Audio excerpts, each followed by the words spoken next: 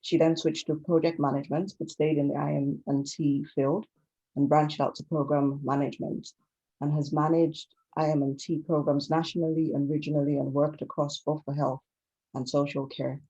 One of the high-profile national programs was the Number programs, which made it possible for all NHS and social care organization systems to use the NHS number.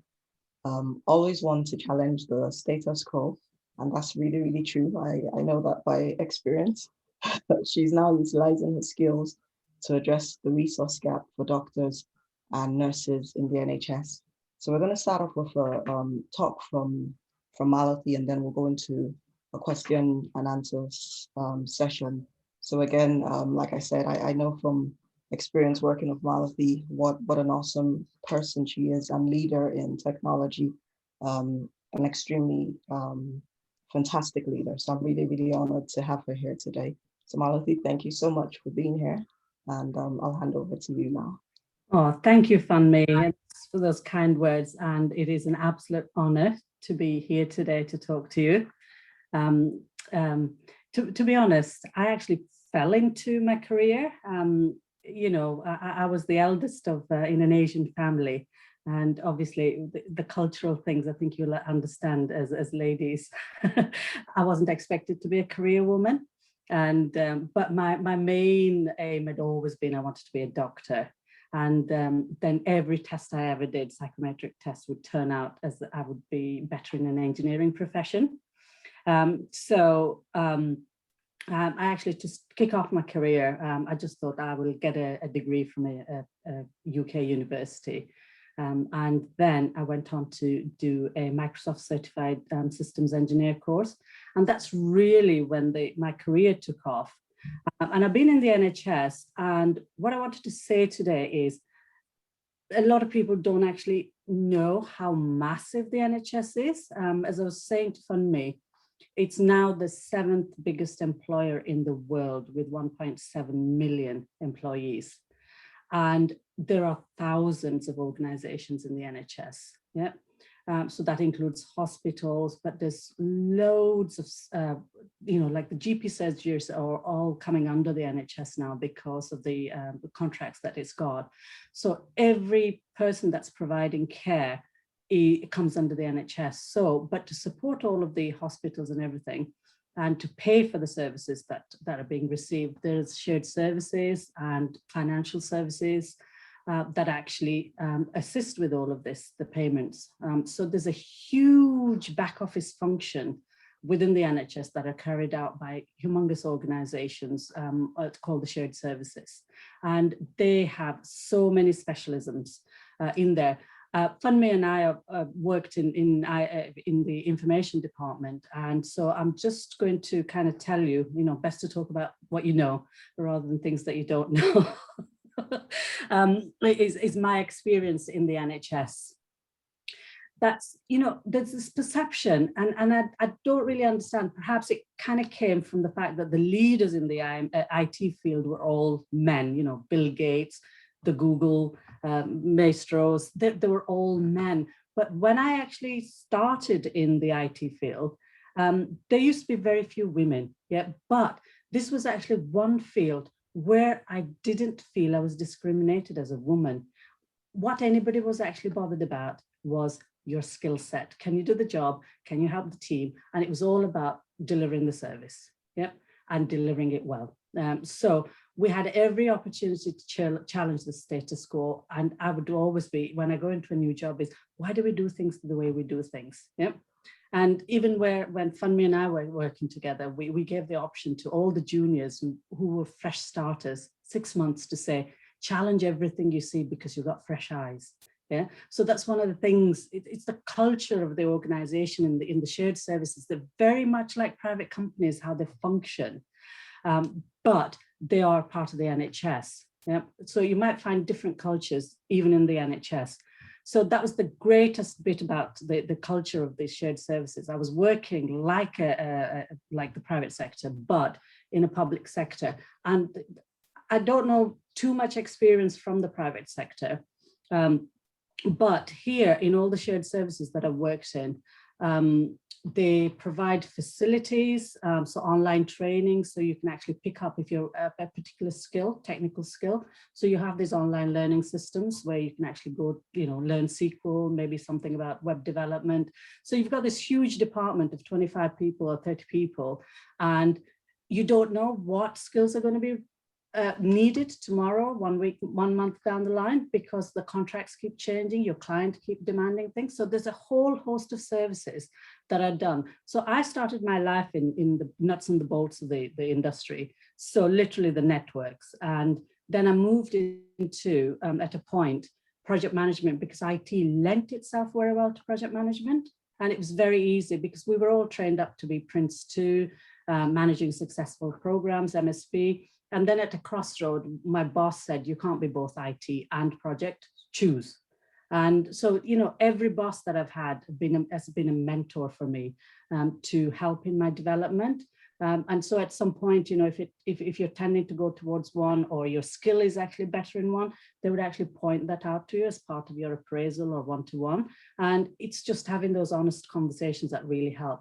So there's this huge amount of things that happen in these shared services. So you've got the help desk, obviously, every organization has a help desk. Every organization has kit caboodle, your laptops and things. These are all of them, your Wi-Fi. So those things we just take for granted. We expect it to be there. They're all supported by people, remember. Yeah, so that's all there. That's the infrastructure side of it. But then when you're collecting data, you're maintaining the hardware, there's a load of people doing the data management. And then there's a whole of departments based on the analysis of that information. Yep. And then there's systems developers who are doing all the apps and front end, to get the reporting and all of this stuff. So there's a whole host of functions that happen within the departments.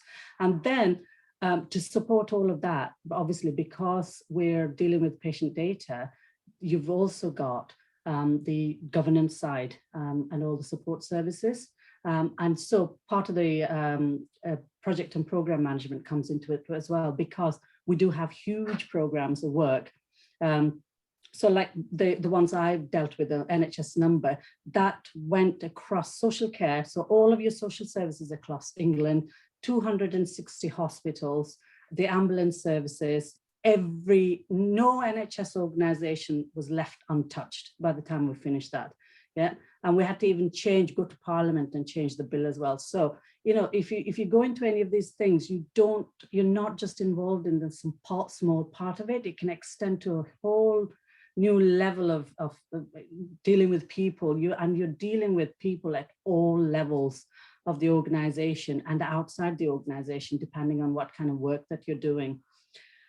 So NHS is really great to work for because, COVID's now presented us with a great deal of opportunity. I have not seen, I was despairing last year before COVID as to when we were going to get the digital agenda for the NHS, and COVID has literally delivered it like that within months. Yeah, because there was just no way to deal with paper and deal with all these meetings. And now, Zoom and MS Teams is just a foregone conclusion. It's the norm now. And you're delivering training, you're delivering teaching, you're doing everything online, meetings online.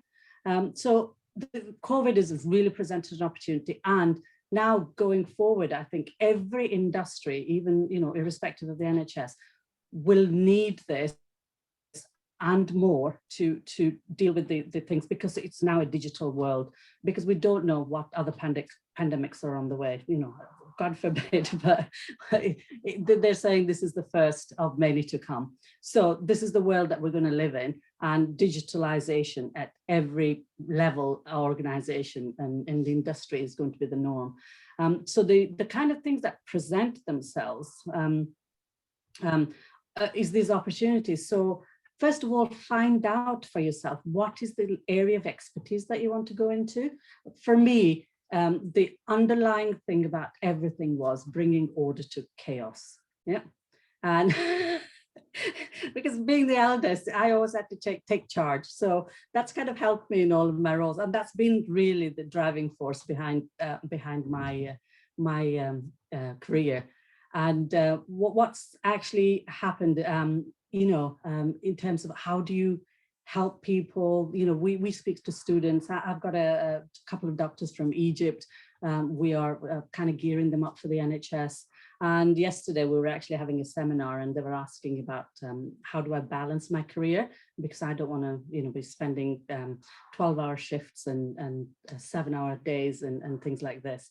And so there's lots and lots of things now. COVID has actually brought to the fore about health and well-being.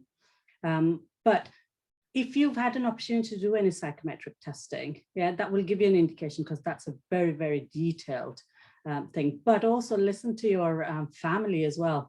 I have 2 sisters, and I told one to go into law and the other one to go into accounting. And they didn't listen to me when I told them when they were doing it with their first degree. And they both did psychology, but about a decade later, one did go into law and the other one went into information management. So it was still numbers, but she was the detailed person. So, you know, people will help, and people you're working with will also help, because they will mentor, they will be able to see what you're good at. They can match that up with the skills. And we have loads of training programs. Shared services in particular have a huge budget for training. So organizational development in every organization will identify as part of your appraisal, if you're a rising star, where to put you, identifying your skills requirements as part of your appraisal. So that's all there to support you. And also NHS is one of the most flexible employers, so you can go part-time, do your 37.5-hour contract in over 4 days rather than 5 days if you wanted a longer weekend to spend with the kids. And if you're working in where certain organizations like the hospital, where they'll provide you with childcare, there's so many things that will, the interest is they want to keep you, because after you've trained a person, you obviously don't want to lose them, because it costs a lot of money to train people, and you get a lot of training, yeah, not just on the technical training, but to develop you further. So there's succession planning. There is also progression planning as well as part of your career. So as part of your regular meetings, all of these things happen if they do it properly. And your best person, the best person to be your mentor or to support you through that is actually your boss. Yeah, if you've got a really good boss, they will help you to do that. Yeah. So shall I talk a little bit about how to get into the NHS? Because I think I had a few questions about what if you don't have a degree, or if you have a degree that's not based on the computer sciences degree. So where Funmi and I worked, actually, one of our best juniors was actually from a marketing background. Yeah. So when we're actually recruiting juniors, what we look for basically is not the degree that you do. We actually ignore that quite effectively. What we're looking for are these characteristics. Are you capable of learning? Are you enthusiastic to learn? Are you adaptable, flexible? Yeah. Because we don't know what tomorrow is going to bring. And shared services and most of the organizations now, change is normal. So those are the characteristics that we're looking for. There is a website called healthcareers.nhs.uk. And it says, you know, there are over 350 careers, but there's also a tool on there. And I actually did it the other day just to see what it will actually throw, what my profession should be. It was pretty accurate. Most of the doctors say it's absolutely horrendous because it keeps telling them to go into general surgery. But for me, it did actually say project management, which was completely appropriate. You can try and do that. But also, if you are actually applying for jobs, all of the NHS jobs are actually advertised on jobs.nhs.uk. Now, there is a certain mindset to the application process. So what you do have to do is, it's not a CV, it's an application. And you have to look at the job description and the person specification. Yeah. And it's very, very important, because the way that the process is actually set up, it doesn't allow any person on the panel to discriminate. So the shortlisting, we don't see any identifiers. Yeah. And there is a shortlisting criteria based on the person spec. So make sure you read the job description, the person spec, and when you're going through each of your the your job or your experience and your support information, make sure you're tallying it up to that. So that way, when the shortlisting happens, you score the maximum points to get to the interview level. Once you get to the interview level, the preparation is really based on the area that you're going in for. So if it's a technical role, there'll be technical questions. So you have to prepare that for that. But also there will always be some value questions, because HR are always telling any panel member, can you please include value questions? And these are the type of general questions, you know, you get the normal ones, which are, you know, tell me about an incident, tell me about an error, tell me about, you know, your strengths and weaknesses. But other than that, that's the way to prepare for those. And they are all set questions for every candidate. So that's the way to get through the shortlisting process and through the interview. But prepare well, practice it with somebody. Do not go unprepared, because everything is just marked based on your answers. It's nothing outside of that. They're all set. So that's the way the procedure is. And if you want to get into a role, if you haven't got any technical skills and you want to, or you haven't got a degree, a lot of the trusts are actually doing the apprenticeships. So it would be worthwhile to contact the organization if you're in a specific area and say, are you running any apprenticeship programs? But also what they do, and they always encourage this, is to, if you make a direct approach and say, look, and you want to taste a session, because we do this even for doctors, three-week placements or 3-month placements, just for them to give them an idea, is ask for a placement. Say, I'm interested in this particular area, but I'm not sure about it. And, you know, this is my experience and whatever. Just write in or ring into somebody and say, who do I contact?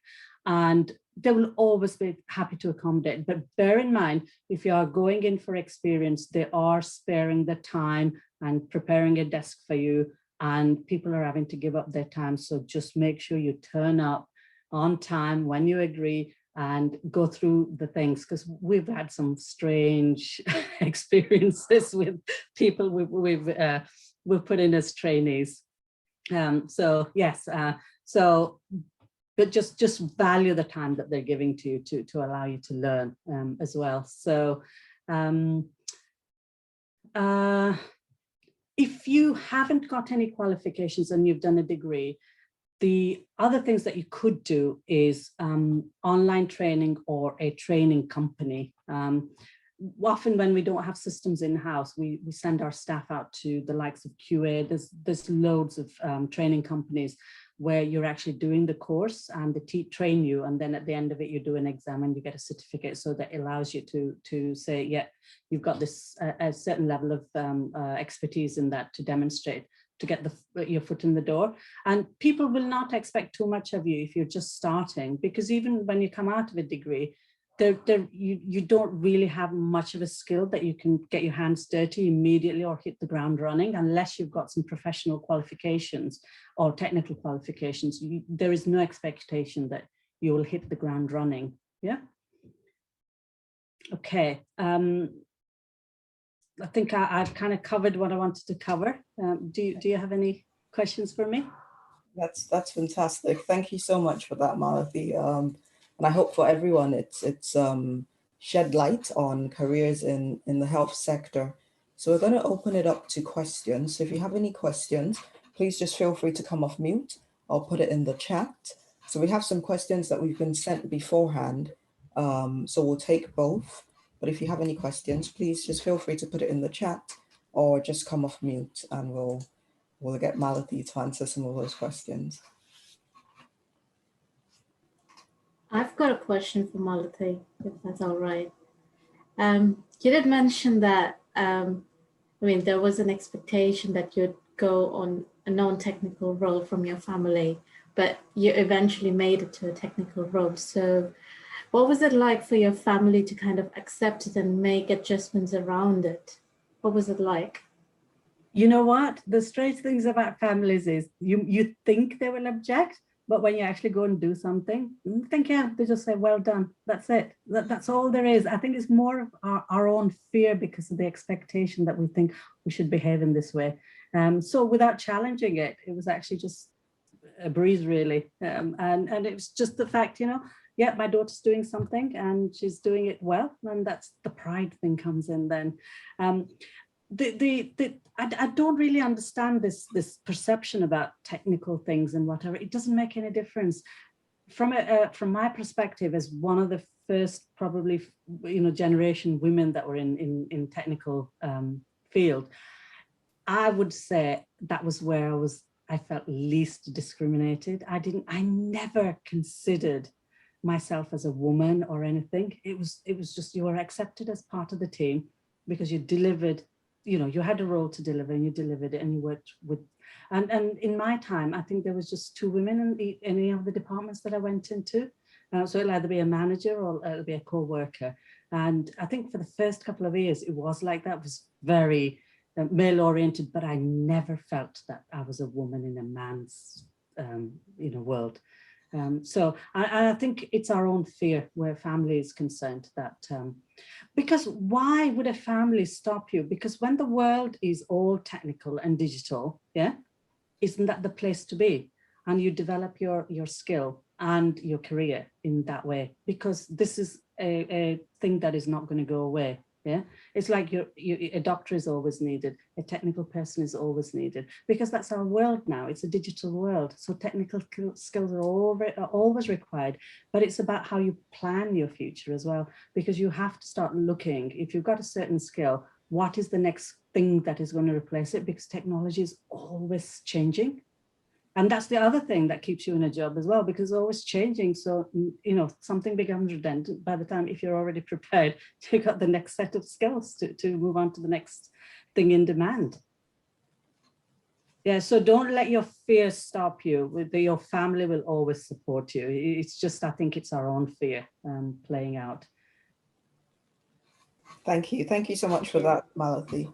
One of the things that you said made me really think about how it's really true that technology is fast moving, it's constantly changing. So to have a successful career in technology, one has to be adaptable, and one has to be teachable and be willing to just be a lifelong learner. So absolutely, absolutely true. So any other questions, any other live questions, and then I'll take a few from the ones that have been sent in. Please just come off mute or put it in the chat. Okay, while people gather their questions, I would ask you some from the ones that we already have. The first one, this one's from me, right? And then I'll ask you some of the others.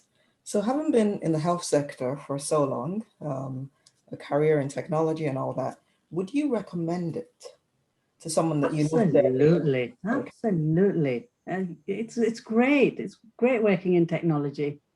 Okay. It's great for work-life balance as well. In a clinical environment, you're working all sorts of hours, unless of course you're a security person and then you get that buzzer in the middle of the night because something's happened to you and somebody's attacking your network. The work-life balance is great, and you can work your hours. There's no set hours, and a lot of it, time management was left to me. Fantastic. I wanted to throw that out there because I totally support what Malathis just said. The health sector is a fantastic place to work, and a lot of the time people miss that there's so many technology careers and all that, and paths that you can go down. But Malathi has been speaking to us about that. So when you were talking, and then I'll open it up to questions again, but you were talking about mentors and how you've had managers who've mentored you and so on. So you obviously think it's important, and it's not just mentors, but also having sponsors and all that. How would you say, when it comes to career progression, what advice would you give people on how to get mentors or how to get sponsors, people that would help them advance their careers?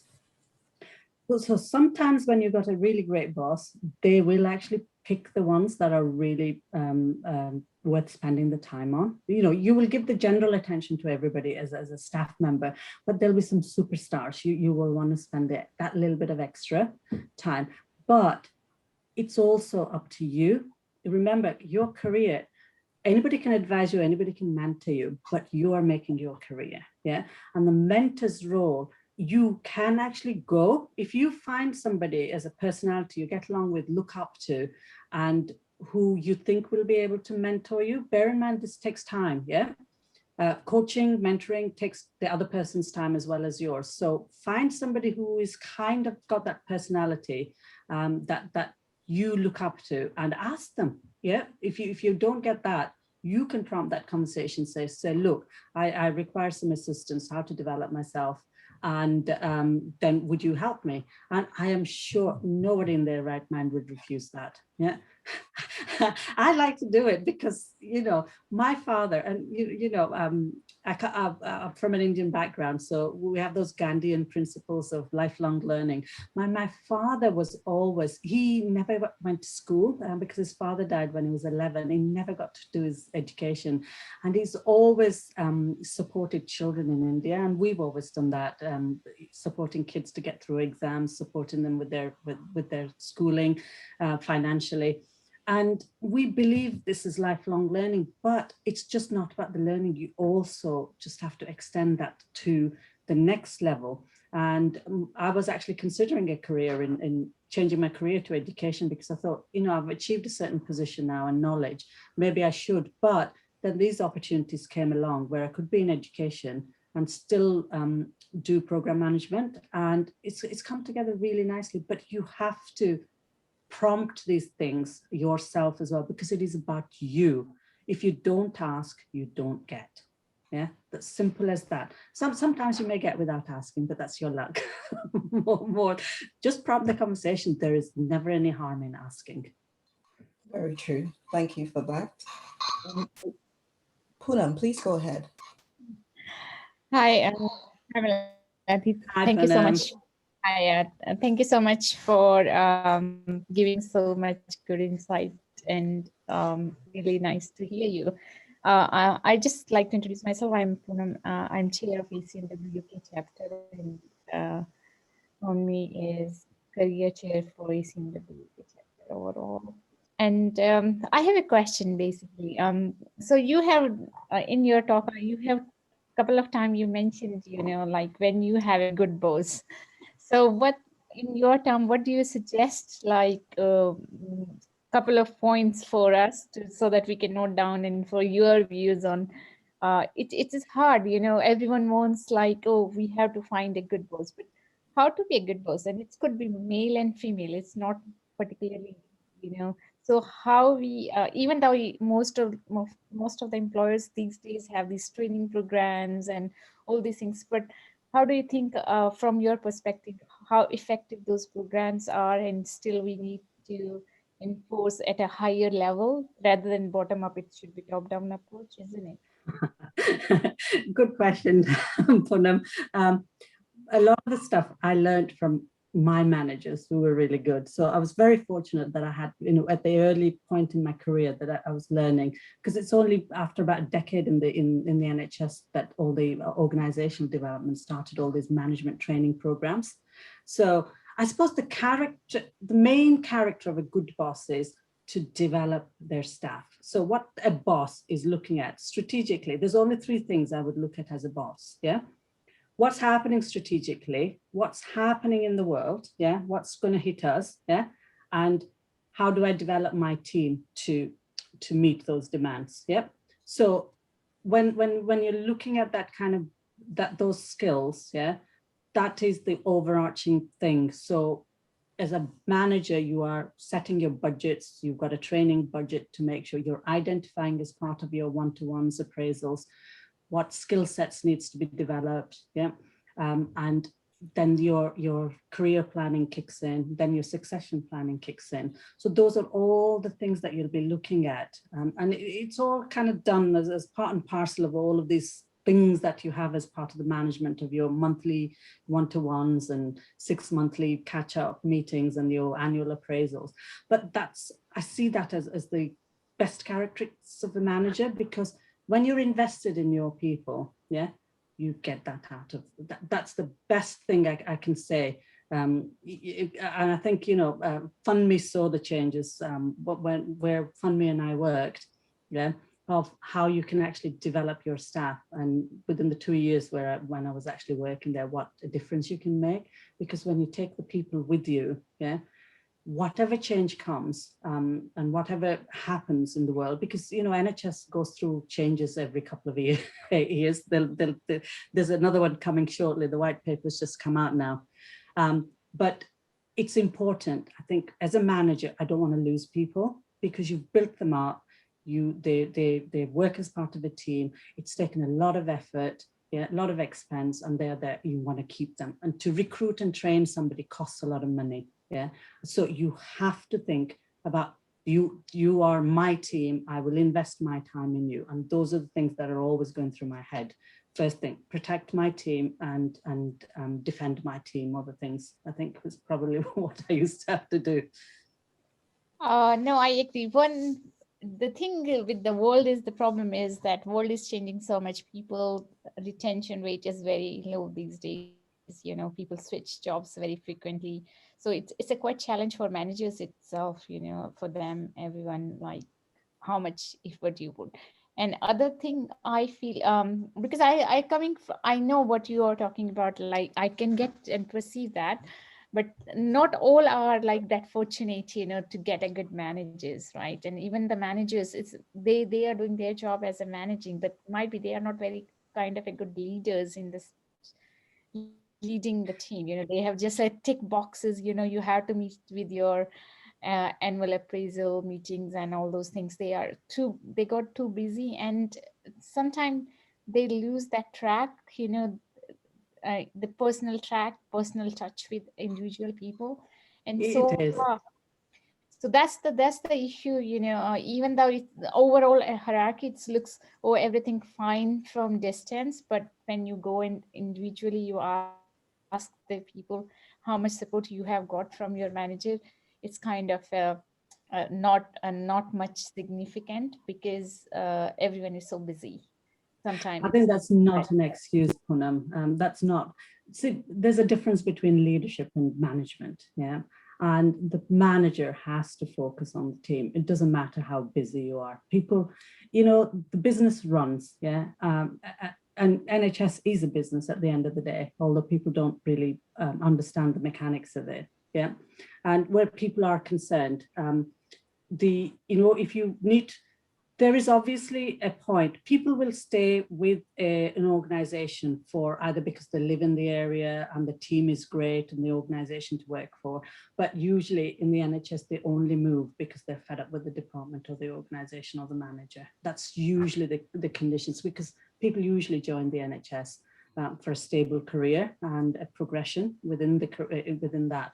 And where you've got a good team, people don't usually leave just because they're dissatisfied, because when you've been in your role for a couple of years, you want to progress, yeah? So that's a manager's job to identify how are you going to progress people, yeah? Because yes, if people leave, there is a vacancy, but you don't want to fill it for an outsider. So if you've got somebody already prepared within the team, they just step into that role. So they've progressed, yeah? And so they've gone into a higher paying role and with more skills, more management, and we develop the people, yeah? So I personally dislike that thing, say, I haven't got enough time, yeah?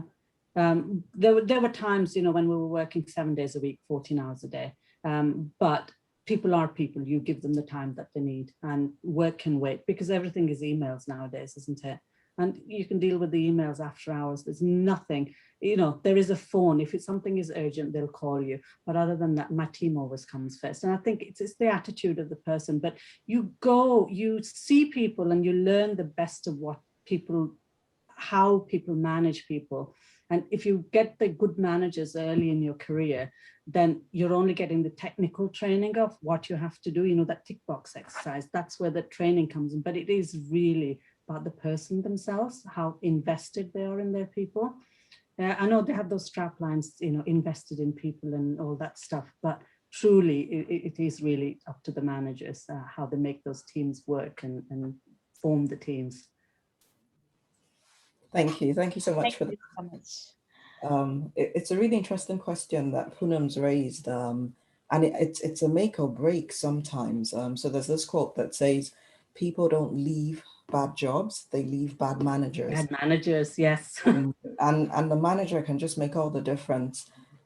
And I guess that kind of brought the question to my mind, that what does the person do though if they have a bad manager, they're working in a toxic environment? What would your advice be to someone who's in that kind of situation? I'm going to be blunt here, leave, because the environment is not going to change. If the toxic environment is because of one person, then perhaps you can escalate it, yeah? And then that toxic person could be removed and then you get somebody better in. But if the whole culture is toxic, then I would just leave. It's not worth fighting that. It affects your health, it affects your whole life. So it's not good at all. Yeah.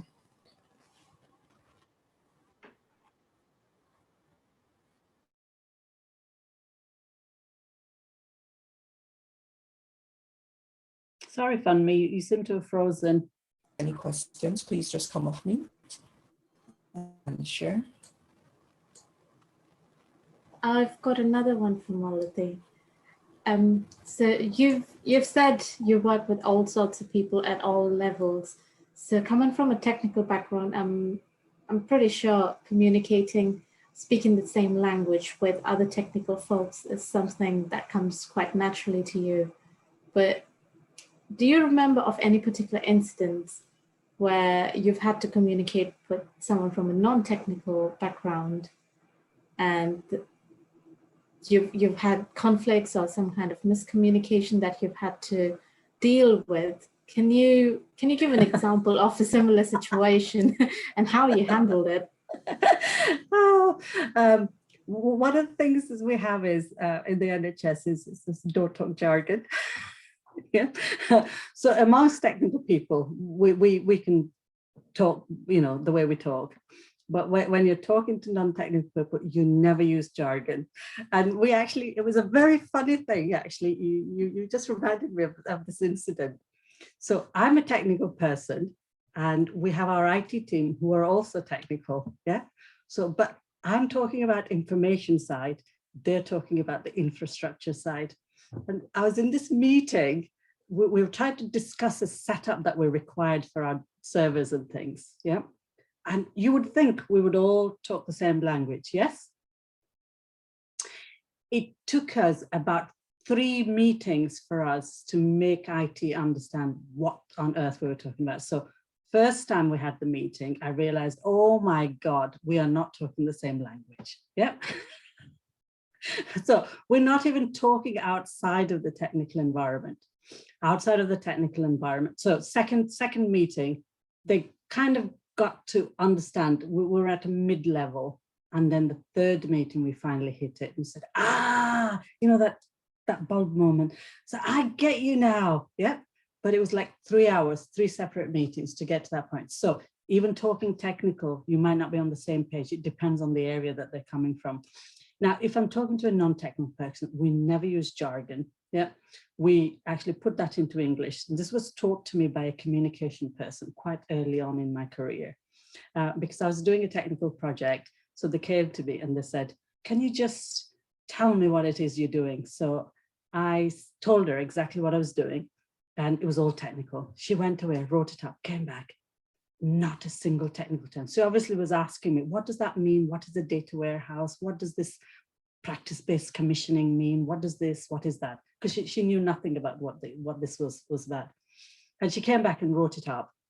And that was my first lesson in communication, I think, was how you present it. So ever since then, I actually don't talk anything. We'll just say, yeah, we're collecting all of this information. This is what's going to happen. This is what you'll get out of it at the end.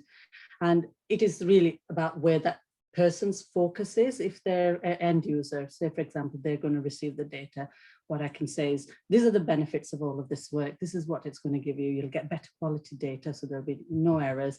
Then you won't have to go back to your finance. You can pay the bill and you'll get more accurate information. So it was a huge learning curve for me, but the most hilarious was that talking to technical people was the most hilarious in my career, I think. That was Mo and myself, Funmi, talking to IT when we were going through that the PDS issues. It was terrible. It was terrible. I just thought, oh my God, I cannot believe I'm actually confronted so late in my career that with a technical team that neither of us could understand each other. I understood their problem because I came from a networking background, but they just weren't getting us. And both Mo and I thought, we were talking technical English, what?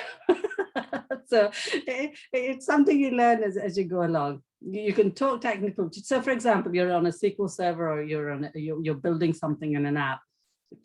Probably to the person on your right and left will know exactly what on earth you're doing. Anybody behind you or in front of you probably won't even know what on earth you're talking about. That's how narrow the scope of each technical expertise has become. Great, Thank you. Sorry, my Wi-Fi has been playing up, so it's thrown me out, but I'm back. Yeah, you did freeze. Fantastic. Any other questions? Any other live questions? Otherwise, I'll go to the questions that have been sent beforehand. Any other questions, anyone? Okay, while we wait for those, I would just pick up another question that's been sent. So I have one here, Malathi, that says, what strengths or skill sets do you think are most important for progression in a tech career? So I know you've mentioned a few already, but are there any others that you particularly think are important?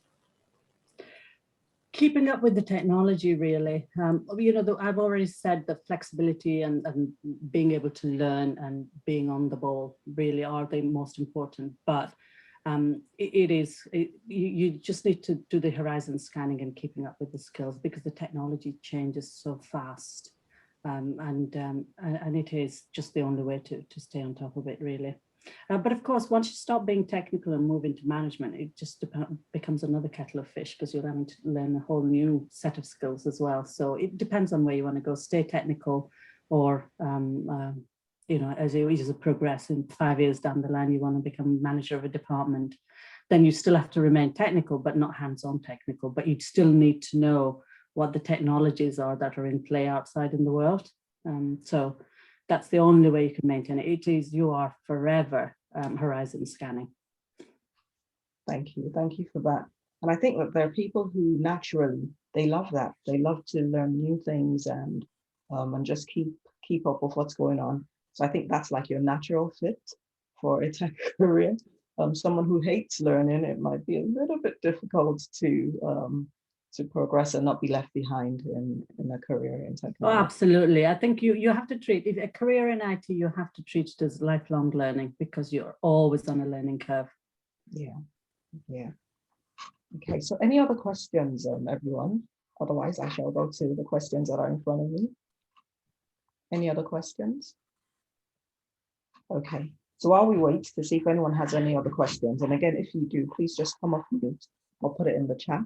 Here's another one for you, Malathi, and this one is a bit personal, specific to your career.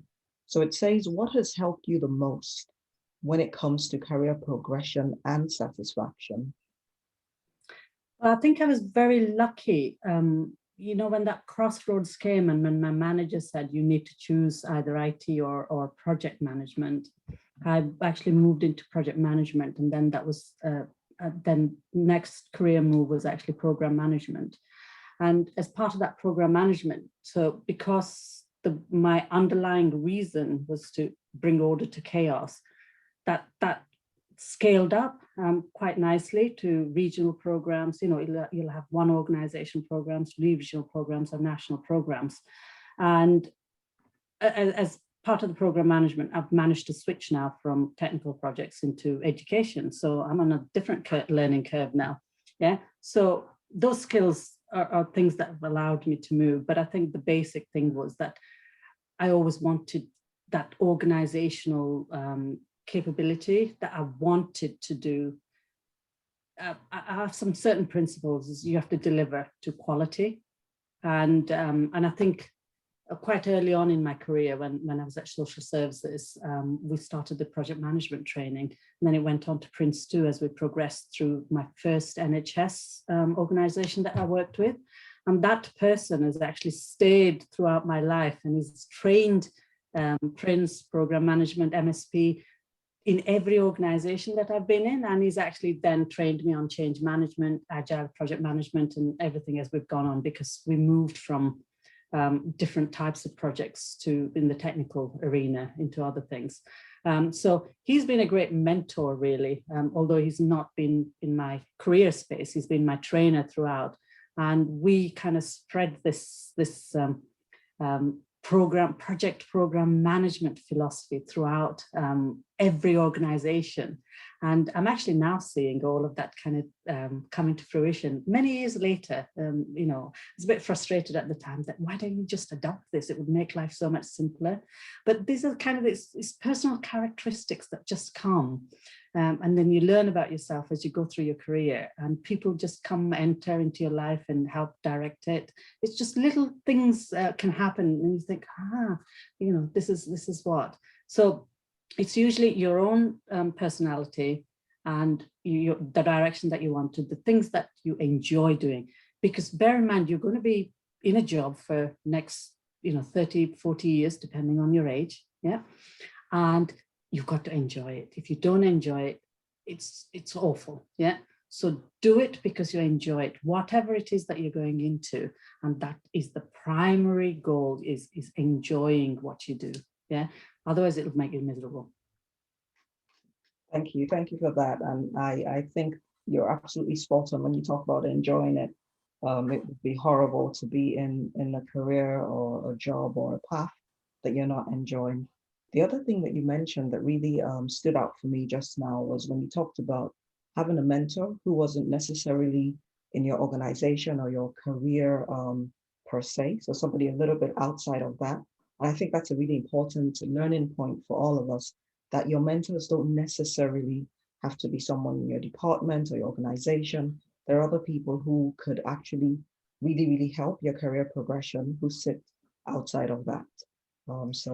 Yes, Funmi. And one of the things I recently had with my sister, actually. So if you've got older siblings and who are already in careers, they're great mentors, because my sister recently wanted to apply for a role. She was convinced she wasn't up to it. And she gave me the job description. I said, but you've all done all of this. Why on earth do you think you're not? So I had to then go through all of her CV and actually help her to realize her own qualities and skills that she already had. She went for the interview and got the job. And so it is just strangely, it's not even just your work environment, even your own family can help you with if they've got those relevant skills, and because they know you, they are the best to be able to help you. Absolutely, that's so true. And I know that we're a mixture here today of women and men, but they say when it comes to women that a lot of women have this imposter syndrome thing where they think, oh, I'm not good enough, and so on, and everybody else is looking at you and thinking you're brilliant. So you're right, those that do know you, if you let them, can help you get over those kind of things. And some men as well. Yeah. Could I just point out, yes, this was actually something that came up with my sister the other day. So apparently the reason she wouldn't apply for it was she found a couple of the essential qualities she didn't think she had. Yeah. So she didn't want to apply for it. Now, men don't seem to have that problem. Yeah. They will apply for it anyway on the off chance, because you don't know what the pool of candidates is going to be like. So if you don't take the risk, there's no win at the end of it. Yeah. So ask, yeah, go for it. Don't doubt yourself. Yeah, don't hold back, just go for it. No, coming from an Asian background, honestly, there's quite a lot of damage that gets done to us. So I do sympathize with the Asian ladies. Family-wise, we're always second-class citizens in the family, I have to admit. Well, hopefully things are changing, at least for the generations that are coming. I hope so. Well, I've certainly made sure my daughter and my son, my daughter does not cook. She married a husband who cooks. Yeah, he's Peruvian though. And I taught my son to cook, and he helps his wife because she likes control of the kitchen. So yes, the world has to change, ladies, and you have to help make those changes. Otherwise, we'll be in the same old boat over and over again. Fantastic. So I'm going to open it up as we're beginning to come close to the end. If anyone has any questions for Malathi, please just come off mute. If you rather not come off mute, please put it in the chat as well. So any final questions or thoughts or observations, please just come off mute.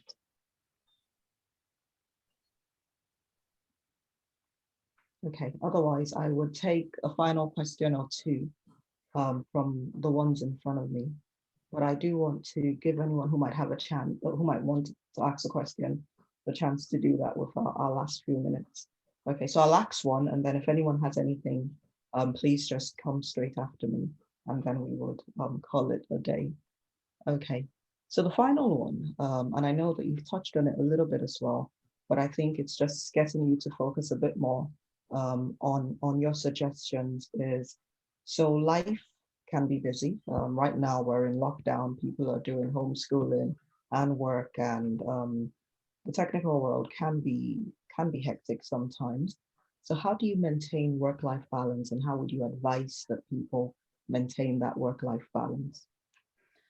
I can't advise in the current situation, but the kids are going back to school next week. So oh, I've been observing my daughter and my son-in-law both working from home, trying to homeschool. Oh, it's terrible, and I really do sympathize with people who've got little children. The work-life balance, it's really up to you. Yeah. An organization will say you work 9 to 5, 8 to 4, whatever those flexible policies are. Yeah. But bottom line is, it is really up to you to say, yeah, I have to. Organizationally, they will support you. Yeah. But as I said, if you don't ask, you don't get. Yeah. So there is working from home. There is all these flexible policies that organizations have. But just as a master of your own career, you have to be master of your own well-being, and you have to look after yourself. You are number one. And I know as parents and you know, you always kind of put yourself at the back seat, but you have to look after yourself. And if you don't demand it, yeah, you won't get it. You will just get dragged into these things. Yeah. So people always know now, I work 8 to 4. But I will take I'm on leave today. I took some calls from lawyers and things, but you know, I will do those exceptional things because I don't want things to hold up. But generally, I will work 8 to 4, and then I will on a Thursday I will work till 6 because we have seminars with the doctors. But other than that, people know. In an emergency, I'm contactable, but at 4 o'clock, I'll put the laptop off and then get on with something else, go to the gym and do stuff. Yeah. So you are the master of your own life. Just bear that in mind. Whatever you do, or however you go forward in this world, you do have to look after yourself and be demanding. If you don't ask, you don't get. That's what I've found. If I don't ask, I won't get. Yeah. And it's not because I'm a woman. Never tell yourself that because you're a woman, that you're not getting it. The men are having a better deal. It is just the environment. So ask. Yeah. Fantastic. Thank you so much, Malathi. And I want to say a really big thank you to everyone for attending. And again, on behalf of the entire leadership team, Malathi, thank you so much for being with us. It's been fantastic. All the insights that you've shared with us. Thank you. I think there are a few comments. Yes, there are a few comments saying thank you. It's been great. So again, everyone will be having a third session on the 30th of April. It will be fantastic to see you all there. So once again, Malathi, thank you so much. Thank you all. It's been lovely to meet you all, and I wish you all well in your careers, and maybe I might see you in the NHS. Yeah. But I'm on LinkedIn, so you know, if you need any advice or anything, by all means, just connect and pop me some questions. Absolutely no problem at all. Yeah. Fantastic. Thank you. Thank you. It's have a great weekend. Me. Yeah. Thank you. Have a great weekend. Have a great weekend, everyone. Bye. Bye. Bye.